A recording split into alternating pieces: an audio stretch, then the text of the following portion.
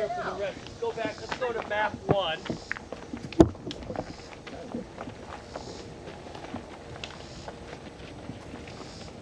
And we're right out here. So this probably right about where the U and the L and Mulligan are at on here, and this is where Mulligan and Hayes are attempting their attack. And you'll see.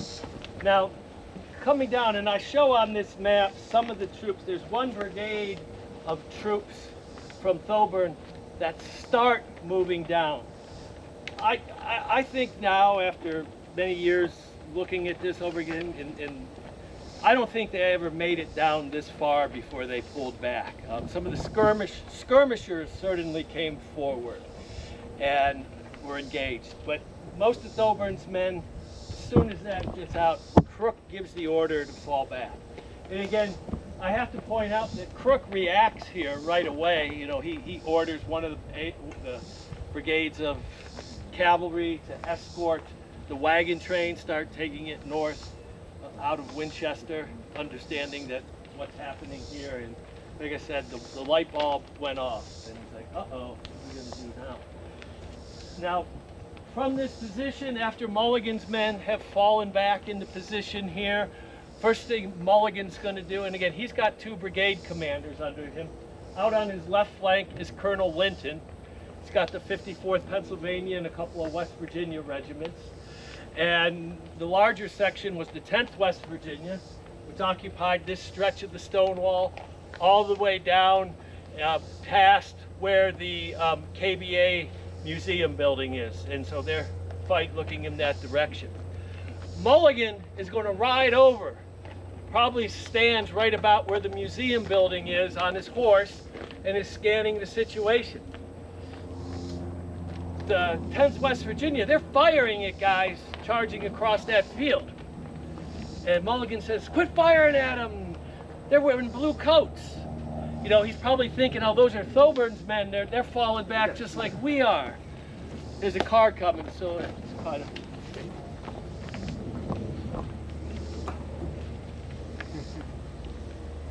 So he orders the men to stop firing. Well, what were these?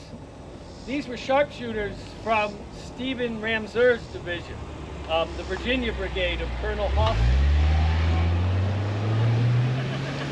She didn't wait. Sorry, we inconvenienced So I thought that was Dottie. Did you know Dottie?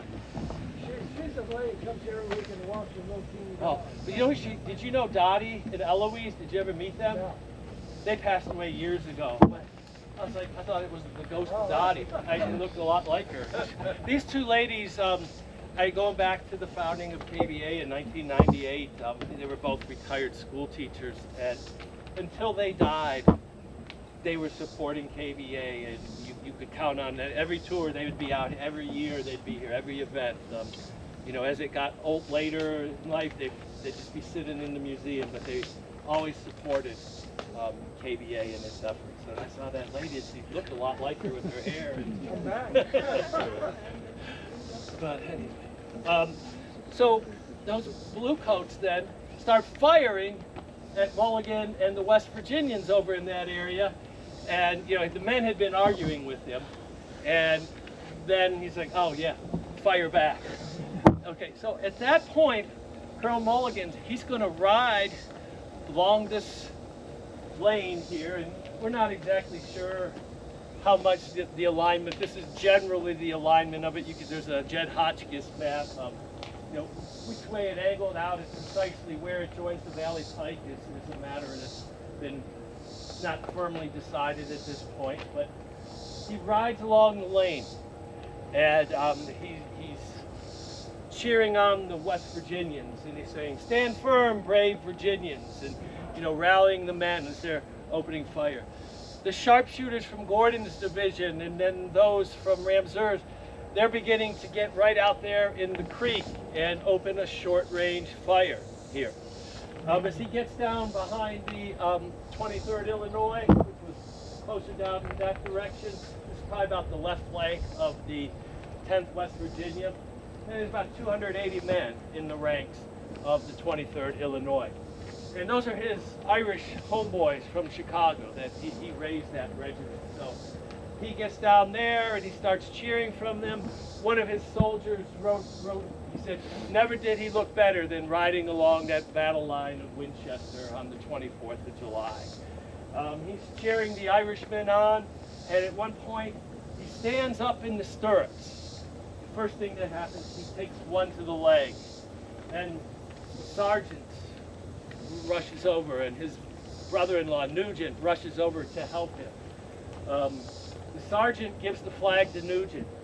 Nugent is holding the flag as the sergeant gets Mulligan. As Mulligan's come down off the horse, he takes another shot right through the torso, mortally wounding him. He realizes it right away that he's not going to live.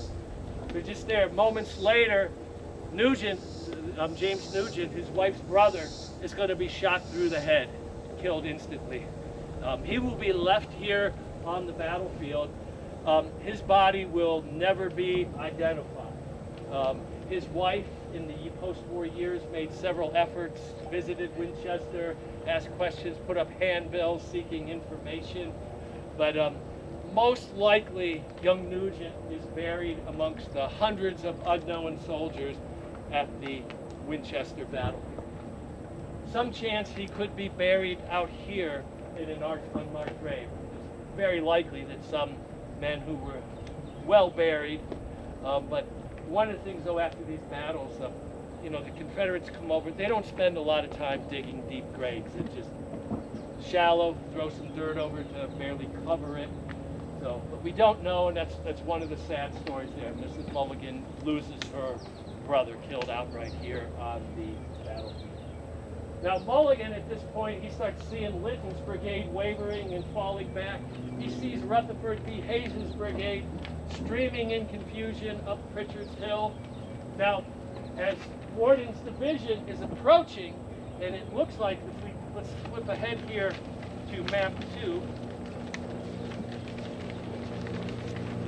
You'll see where Wharton is coming in straight at them, and everybody's falling back in confusion. You come over to map 3. Right here, map 2, you see it looks like it's going to be a disaster, that Wharton's going to completely collapse down and kill or capture most of the Union troops from Mulligan and Hayes here at Winchester. But at the opportune moment, the much maligned Colonel Duffier orders a charge from his cavalry that you'll see on map 3, and that occurs just a little bit north of the intersection there on the west and east side of the road. And they're going to smash into the right flank of Wharton's division and knock the 45th Virginia Infantry back in confusion. Now, this is a key moment. It's not a permanent setback, but then Wharton and Breckinridge, they've got to pause, realign, turn troops around to face to the north. They pause their westward pursuit. At the same time, the guns of the Upshur battery are firing into the ranks of Wharton's division.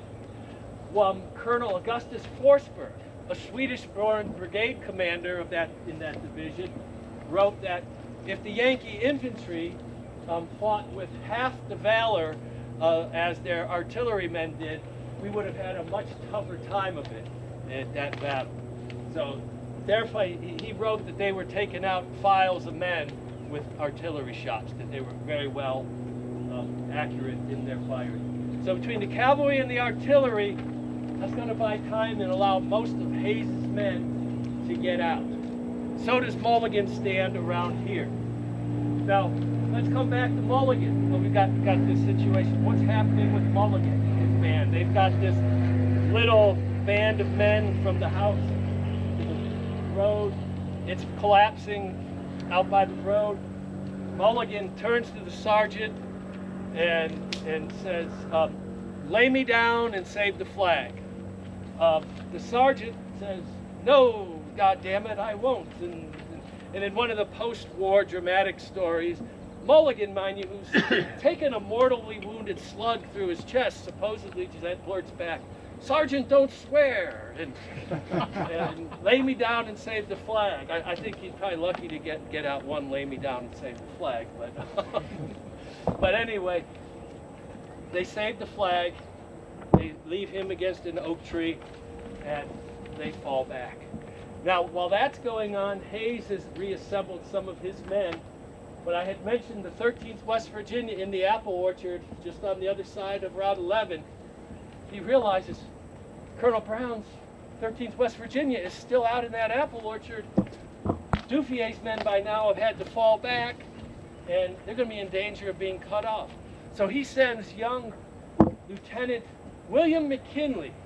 And McKinley was recognized by all as an extremely bright young man with a promising future. Again, these guys never thought they'd be president or anything like that. He was just a bright young man. They knew he would be successful in some way. Well, as they sent McKinley out to retrieve the 13th West Virginia so it doesn't get cut off and captured. McKinley comes galloping down the hill, probably gets right over to that area where the trees start. And Confederate artillery by this point has moved up and is shelling the Union positions around the Pritchard House and on the Pritchard Hill. To the people on top of Pritchard's Hill watching this, shells are exploding around him, picking up smoke, dust, and dirt from the ground. And at one point, they thought he had been struck. There was so much. Then their hearts sank, but then he emerged on the other side, the east side of the dust cloud, and carried out his mission. It's kind of ironic. He has if you've been to Antietam Battlefield, he has a huge monument for carrying coffee to the troops at Antietam. I think we should move a monument to him right over there.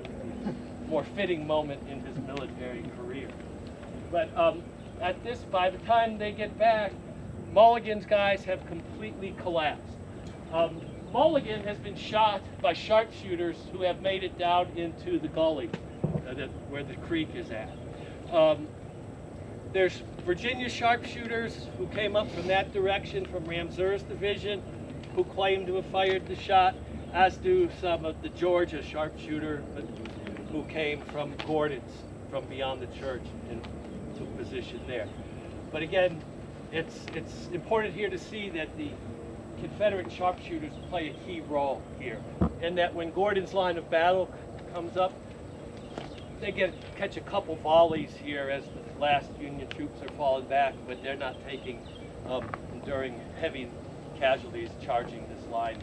The line is essentially in its last throes of making a stand because of what's happening on both of its flanks. Mulligan's men will retreat up and over the ridge in confusion.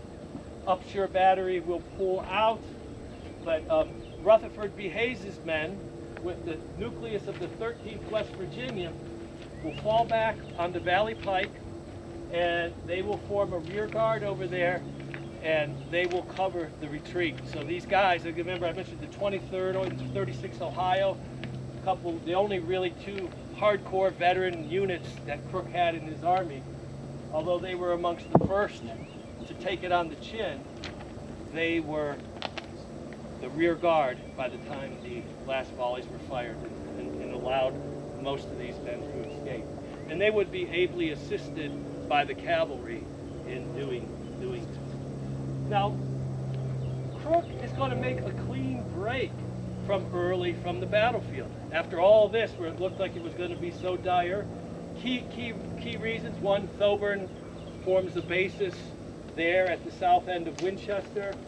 Mulligan buying some time here, and then Dufier's cavalry, the artillery, and then Hayes. Now, they're going to retreat through Winchester, and all is well. But we have one drama to unfold yet, and that is the cavalry on the far right flank. And let's turn back to the last map in your series there, and we're going to say, what happens to General William Averill? Well, you see, as everything has collapsed over here around Kernstown, and you've got Tibbets and Hayes covering the retreat on the Valley Pike, Averill has run into about 3,500 to 4,000 cavalrymen, 3 times what he has, and they're driving him back in confusion. Rhodes' infantry division is racing across country to try and get behind Averill and cut his division off. Averill had men that were dismounted on a skirmish line when everything broke down for him. And usually what happens is you'll have one man will be holding 3 horses of the 4 other guys who are out fighting dismounted.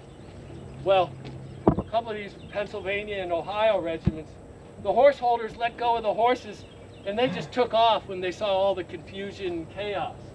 But there was another brigade, a West Virginia brigade under the command of William Powell.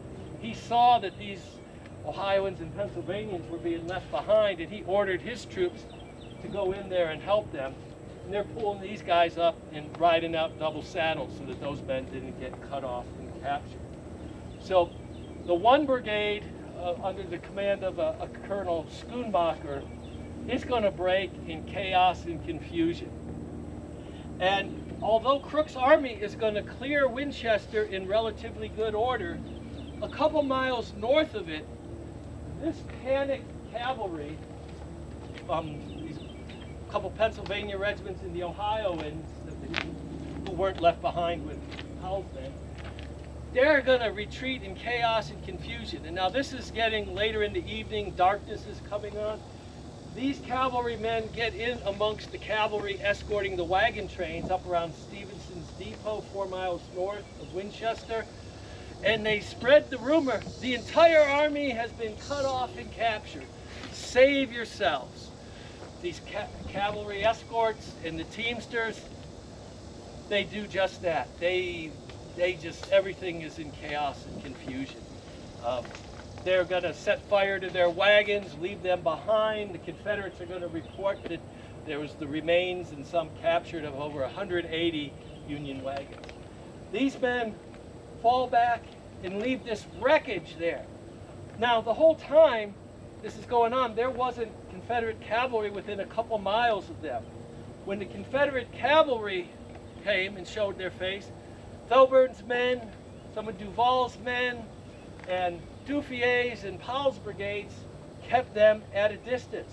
So this was a pure panic that started by the broken men of Averell's division telling the teamsters and their escorts that the whole army had been wrecked. You know, they were under the impression that it was a Nathaniel Banks 1862 First Battle of Winchester, where the entire army was broken and running in retreat. And remember the story about the one officer goes up to a Wisconsin soldier and he says, "For God's sake, man, don't you love your country?" He says, "Yes, I do, and I'm trying to get back to it as fast as I can."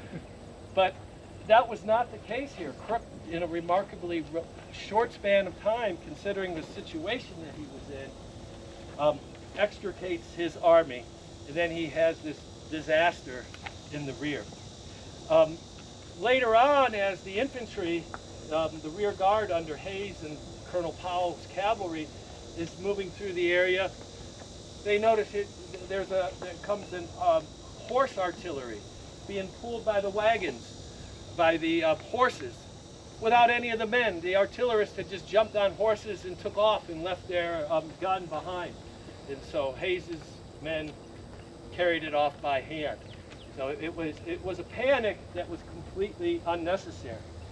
One medical officer who saw this, he says, "The scene amongst the cavalry and the wagons left all Bull Run affairs well to the rear." You know, but it wasn't that bad because, again, Crook, the main army, you know, was not retreating. There certainly were large broken elements, but the existence of the army ceased to be a question as evening wore on. Most of the men would make it to Bunker Hill, West Virginia, which is 11 miles north of Winchester, and there they would spend the night. Mulligan would be taken into the house. He would receive a special care from the Confederates. When he first took command in West Virginia, the area around what's called Petersburg, West Virginia, he moves in and he took over for Robert Milroy. And Milroy was a vehement abolitionist and hated the South, and he didn't provide any rations. There was nothing there. Most of the men were in the Confederate Army, and the women and children, there was lacking food and were nearly starving. So when Mulligan comes in, he starts treating these families well, feeding them, making sure they're not going to starve to death as winter was coming on. And he had gained a very positive reputation as word filtered back in letters to the men in the Confederate Army. And there was one of those men was actually a surgeon in Jubal Early's army. And they get word that he's in there, and this man went over there and see what he could do, but as the other surgeons had found, there was no hope. He was mortally wounded. Mulligan was quite at peace with this. As I mentioned before, he did not drink. He had seen a lot of problems with alcoholism in the Irish community, and so he had sworn it off. He wore a medallion of some non-drinking society that he was a member of, and when the Pritchards offered him some brandy to ease his pain in his last days, he turned it down. But his last great comfort to him was that there was a Catholic priest with Jubal Early's army, Father Sheeran. He was with the Louisiana Brigade from New Orleans, which had a lot of French and Irish Catholics in it. So he received last rites and communion right there in the Pritchard house there. Now, the army retreats. It fights, there's a cavalry engagement at Martinsburg on the 25th, kind of covering Crook's retreat back across the Potomac River. At this point, Crook's main focus is going to become moving to guard the passes in South Mountain and Catoctin Mountain to prevent the Confederates from coming across and going east toward Washington and Baltimore, as they had done under Early at the beginning of July. So while he's doing that, unfortunately, that's going to leave Pennsylvania exposed. One of the things that David Hunter, the department commander, had started doing when he was in command here, whenever there would be some sort of bushwhacking incident, he would burn the home of the farmer wherever it occurred. Didn't matter that the farmer wasn't a member of Mosby's Rangers or Gilmore's battalion or whatever irregular group did this. So that's how he starts off. And then as he gets down, he burns the Virginia Military Institute.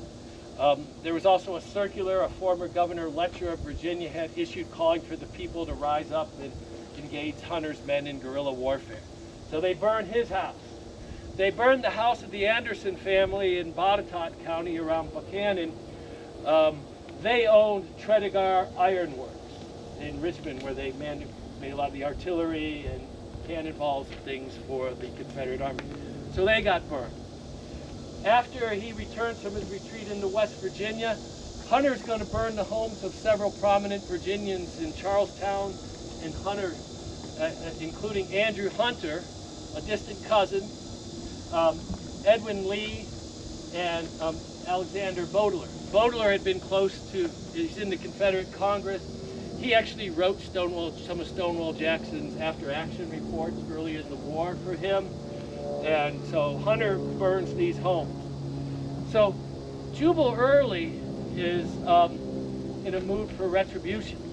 He's going to send 27-year-old Tiger John McCausland, VMI graduate, into Pennsylvania with 3,000 cavalrymen with orders to collect $100,000 in gold, $500,000 in greenbacks, or we're going to burn Chambersburg, Pennsylvania to the ground. And it's a sizable town.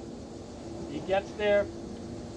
They don't really take him seriously, and people of Pennsylvania had experienced brief Confederate occupations when Stuart did his ride around McClellan after Antietam, and when Confederates passed through during the Gettysburg campaign.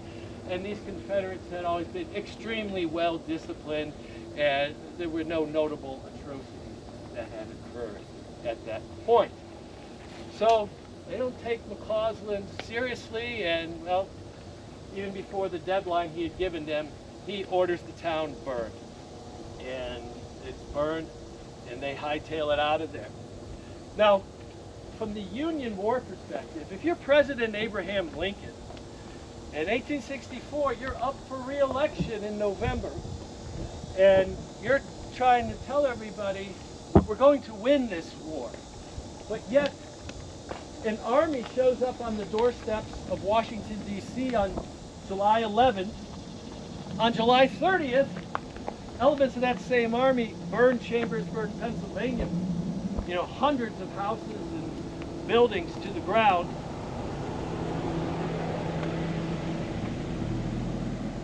And things are not looking good for you, for Abraham Lincoln. And so this retribution and this victory that Early has here at Kernstown is going to quickly turn the tables on him. Because now Ulysses S. Grant, who they had recognized when Early went to Washington, D.C. and left on the 12th and 13th, that they needed to do something about the command structure. Because when Early's in the Valley, he's in the Department of West Virginia. But then as soon as you get to Frederick, Maryland, you're in another department. Washington, D.C. is a third department. Pennsylvania is the Department of Susquehanna. And so everywhere Early's going, there's 4 different commanders, and there's no coordination of command, no coordination of available troops on how to respond to this. So they had said, we need to do something about this.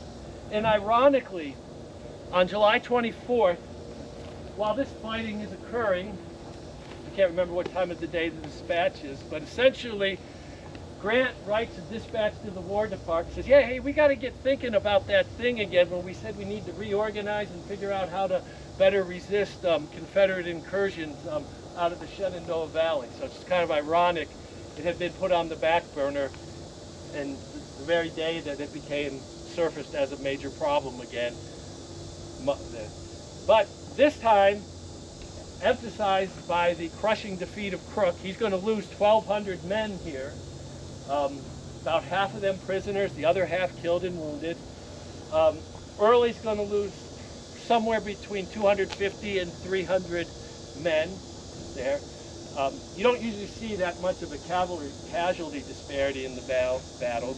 Why here? It's almost like Crook was a willing participant and allowed Early to get on both of his flanks, and they didn't have to launch any bloody frontal assaults in the fighting against the North here at Second Kernstown. In fact, John Worship, sergeant of the 21st Virginia Infantry, Stonewall Division, he wrote in his memoir, he called Second Kernstown the most easily won battle of the war. So, shows you what good strategy and lack of strategy can do when put together. Well, anyway, getting back to Grant, so this victory and the resulting burning of Chambersburg turns into Early's undoing. Because the first thing that happens is 6th Corps and 19th Corps, they get turned back and sent to Frederick, Maryland, under Horatio Wright. Then Grant sends the real trump card that's going to make the difference in this campaign in the fall of 1864. Phil Sheridan with 2 divisions of cavalry under command of Wesley Merritt has one, James Wilson has the other, and he will soon be relieved and placed under the command of George Custer. So this is a well-armed, well-equipped strike force, about 7,000 men that will be put with Averell's division. They'll kind of reassemble a division for Averell, and they'll have 8,000 to 9,000 cavalrymen under Sheridan, and they will be the difference in the coming campaign. Early will also become overconfident as Sheridan is put on a leash in August with the election. He's actually, told, he's given the command Hunter's orders from Grant's to put yourself south of the enemy and follow him to the death. Were passed on to Sheridan. But Sheridan had also been called into the War Department with Secretary of War Stanton on his way out to the Frederick to take command. And he meets President Abraham Lincoln. Lincoln calls him, he's short, suntan guy from all his time on the field. He called him a brown, chunky little chap with not enough neck to hang him, and his legs are so short that he doesn't have to bend over to scratch his ankles. But the most important thing out of those meetings that Stanton takes Sheridan aside afterwards and he says, this is an election year. We cannot have Confederates coming north of the Potomac River as they have done thus far. You've got to stay on top of Early. And so Sheridan's almost put in a defensive posture.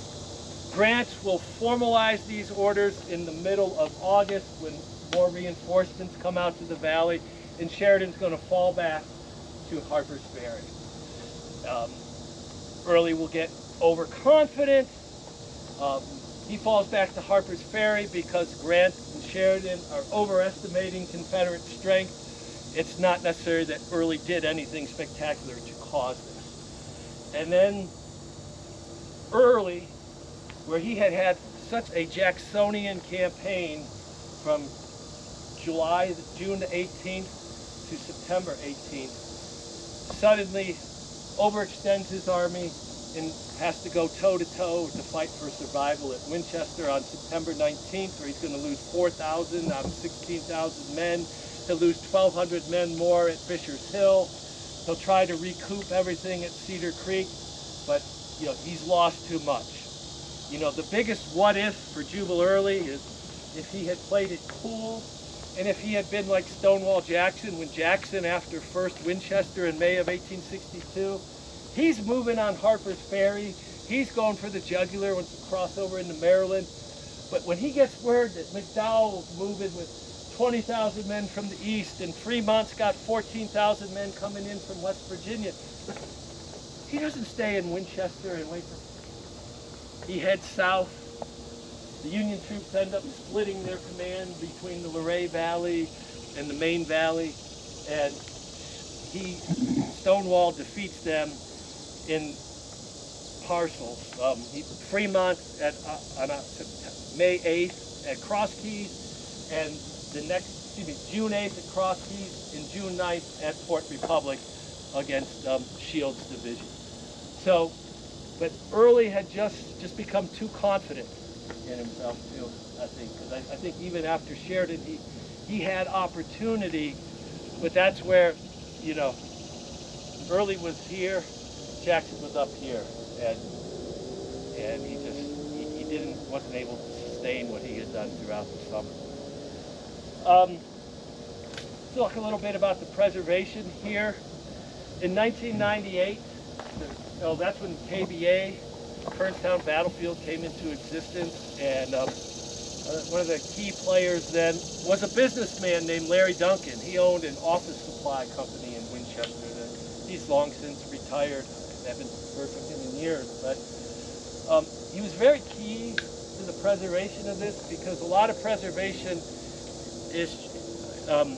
fights are led by people like me. We're historians and we're passionate about the history, and that's important. But what that brought to the table is Larry got a bunch of people from the business community, and he's able to get support from the board of supervisors, and then brought in all these people and had this coalition.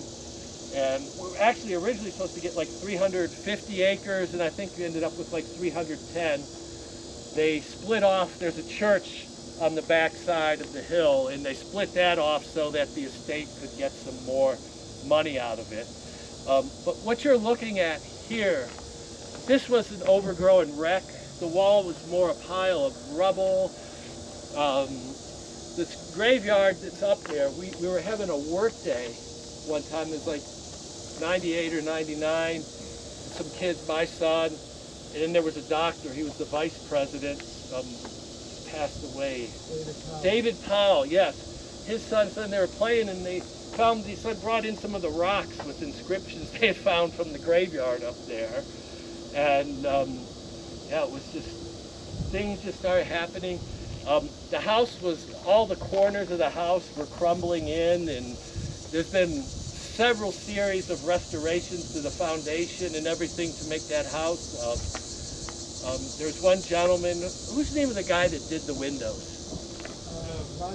Right, yeah, man, he rebuilt the windows. A lot of the windows were broken. He was a very passionate heart effort there, and just things like that have happened throughout the history to turn this into the amazing park. And one of the things about the Kernstown Battlefield Association is Steve's not collecting a salary.